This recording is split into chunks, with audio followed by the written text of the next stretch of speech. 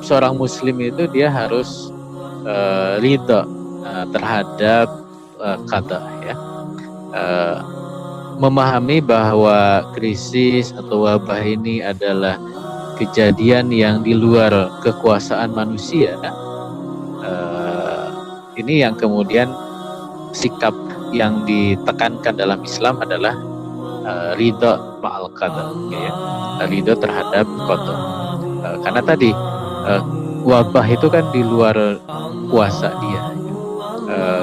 Tidak pernah terbayangkan misalkan ada virus yang sedemikian kecilnya yang punya karakteristik dia bisa menyebar dengan cepat gitu ya, menginfeksi dengan sedemikian luar biasanya.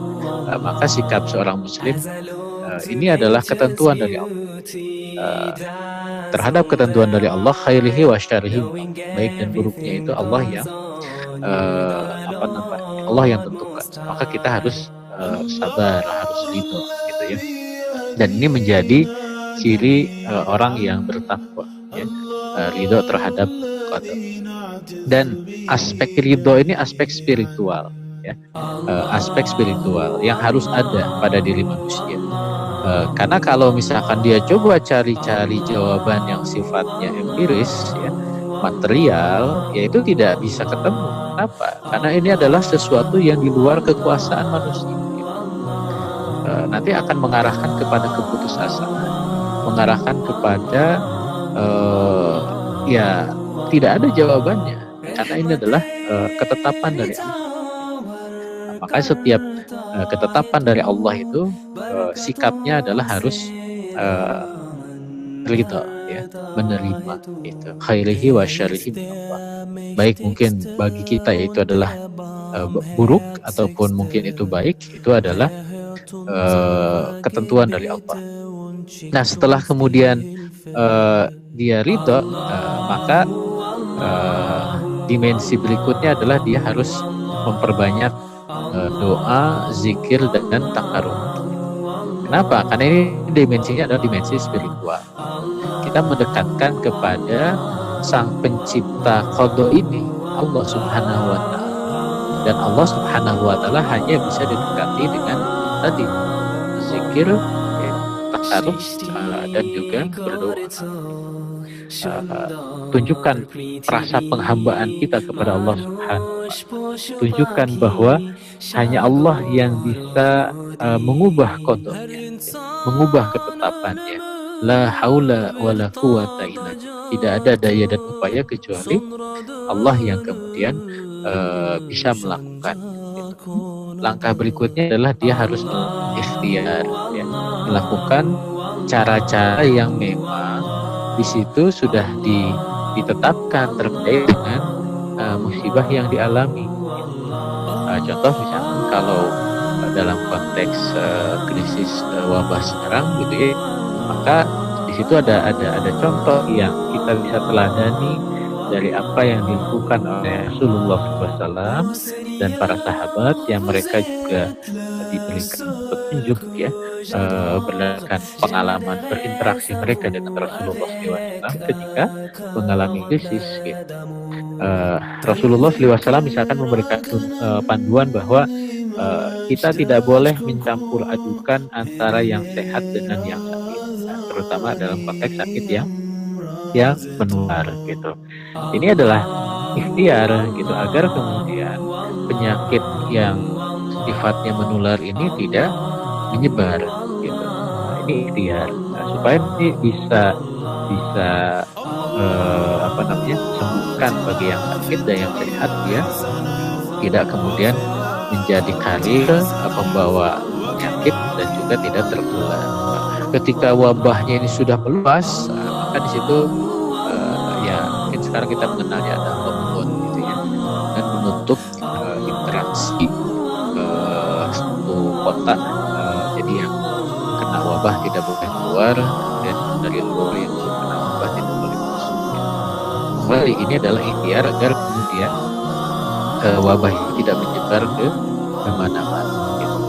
Nah, kemudian di sisi lain tentu harus dicari pengobatan, gitu. baik pengobatan untuk yang sifatnya kuratif, menyembuhkan, atau yang sifatnya dia preventif untuk pencegahan. Walaupun tetap keyakinan bahwa Allah zat sang penyembuh itu harus ada, itu bagian dari tadi, dari majul maddah biluf gitu. Tapi ikhtiar itu tetap harus dilakukan. Semua ini tentu tidak mungkin dilakukan secara individual ya.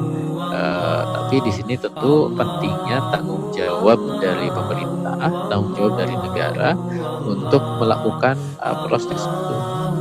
Dan mereka tentu karena mereka itu adalah pelayan ummah ya, orang-orang yang kemudian ditugasi untuk dan melayani menyelesaikan problematika yang dihadapi oleh masyarakat. Nah, itulah fungsi dari pemimpin, fungsi dari pemerintah gitu ya, untuk kemudian betul-betul melayani umat. Mereka mencari solusi, mencari jawaban terhadap apa yang dihadapi oleh umat itu. Nah, itu ketika wabah terjadi. Nah, ketika mungkin wabah selesai, lalu bagaimana Islam berusaha juga mencari atau memberikan solusi gitu ya. Nah, disinilah pentingnya bahwa menjadikan Islam sebagai pondasi itu harus betul-betul hadir gitu. Kenapa? Karena setiap apa yang kita alami, termasuk juga wabah ini menunjukkan tadi kelemahan kita sebagai manusia dan kemahakuasaan Allah. Ini harusnya menjadi bahan peringatan bagi kita bahwa manusia ini lemah, manusia ini fana, sementara hidupnya. Hidup di dunia ini sebentar saja. Allah bisa cabut nyawa kita kapanpun Allah kehendaki.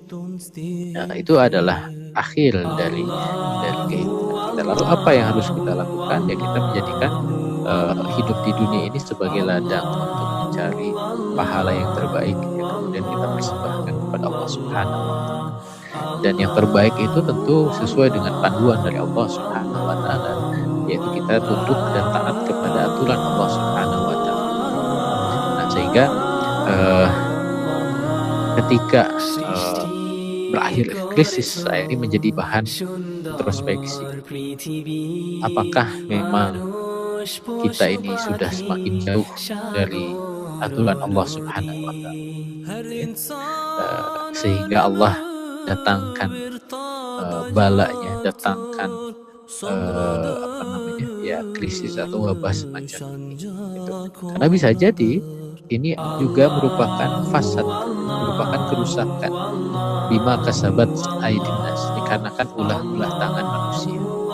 Munculnya virus ini memang secara qadar ada ketetapan Allah, tapi mungkin ada pelanggaran manusia lakukan, memakan makanan yang diharamkan gitu ya, melakukan hal-hal yang jauh dari nilai-nilai kebersihan yang justru itu sudah diajarkan oleh Islam. Maka disinilah kita harus melakukan introspeksi diri agar kita itu kembali kepada aturan dari Allah Subhanahu wa Ta'ala. Maka dorongan setelah terjadinya krisis ini adalah kita betul-betul kembali kepada aturan Allah Subhanahu wa Ta'ala, menjadikan Islam sebagai landasan dalam